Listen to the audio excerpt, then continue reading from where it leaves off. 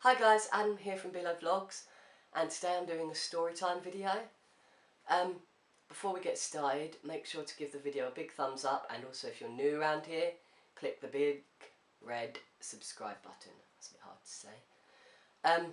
For this video I've done a poll on Twitter, which I'll show here the results.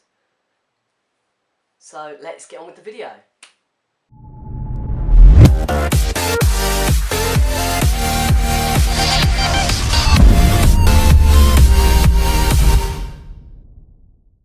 So before we get started, I just need to make it clear that I've got a sore throat this week and I spent all day doing an evaluation, and so you're just going to have to bear with me. So yes, so this story time is called Imminent Death. So you may be thinking, why? What happened? Well, I'm going to give you the details as best I can. It was quite a few years ago. I've moved twice since this happened, so I was about, it's a bit hard to remember, I think like 12, 13 at the time. I remember that I was still awake and my brother Luke was had been asleep for a few hours. I was watching something on my iPad or something at the time, and basically my mum got a text from like I don't know what you call it, like the council, saying that it was flooding in our town, and basically it was red warning sort of thing, and we were going to die imminently, basically. So it means death that you can't escape from. So it's just great, isn't it? So my mum gets this text and she starts before she wakes me and my brother up, because she knows we're going to stress out and like panic, she started getting all the belongings, like the possessions, so like family photos and videos of when we're younger that we can't get back. She started like piling those up and bringing them up the stairs so they'd be like up safe, and waiting for us to get evicted sort of thing. After the second time she came up, she realised I was still awake, and she asked me to help her be getting stuff up and not to wake up my brother Luke, because he was young at the time and he gets really scared easily, which in hindsight it's good we didn't wake him up straight away, because what happened when he did wake up really was not helpful. So right, like what happened was I was helping my mum upstairs. We obviously had to save the valuables, so family photos and everything, the skybox of course, the TV we moved and we unplugged it all and put it up on a high shelf sort of thing. And by this time it was getting on, my friends had been evacuated from their houses, most people on my road had been evacuated.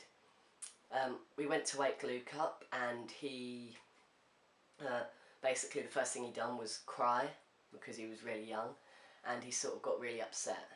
So we sort of had to try and calm him down while he was running up the stairs, bringing stuff up as well, waiting for us to get evacuated.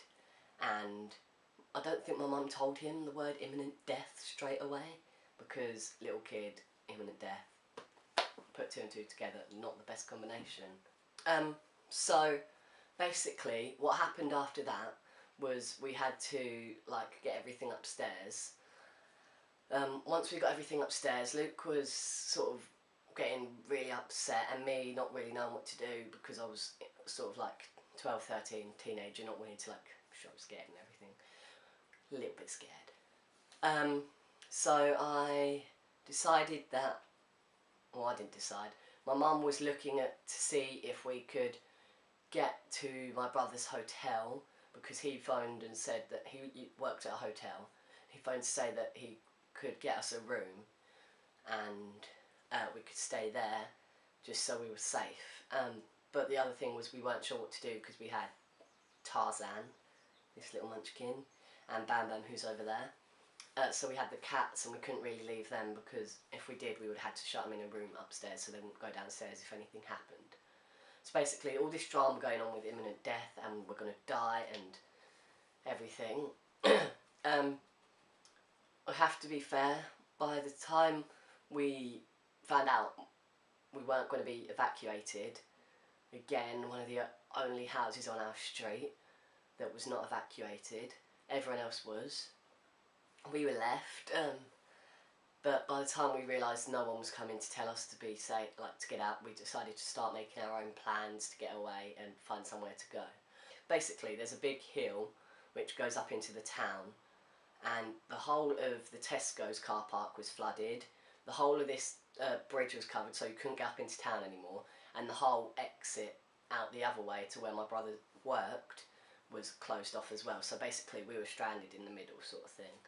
My friends had all been evacuated and sent up into the town, and we were left, so we decided to start making our own arrangements. But by the time it got to around like 1, 2 o'clock, we realised no one was coming for us. So after we found out we couldn't get out, it sort of started to go down, like the risk sort of started to go down, and my mum kept checking and said if it gets any worse we'll leave.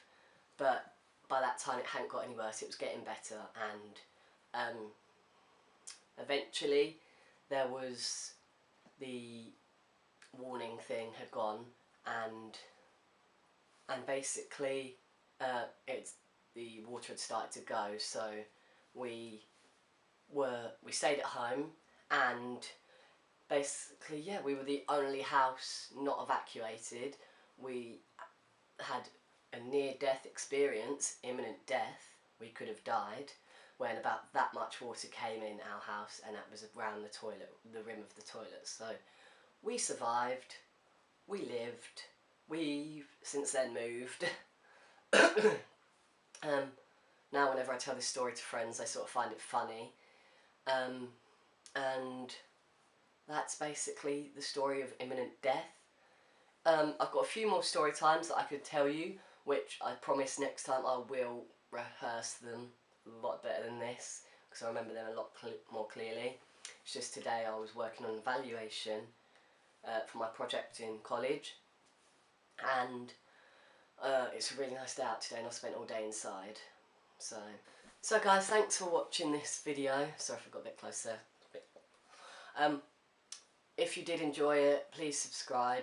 Also, follow me on Twitter for regular updates, and also, like I may have said, I'm going to do another poll on there for another Storytime video. So thanks for watching. I'll see you next week. Goodbye.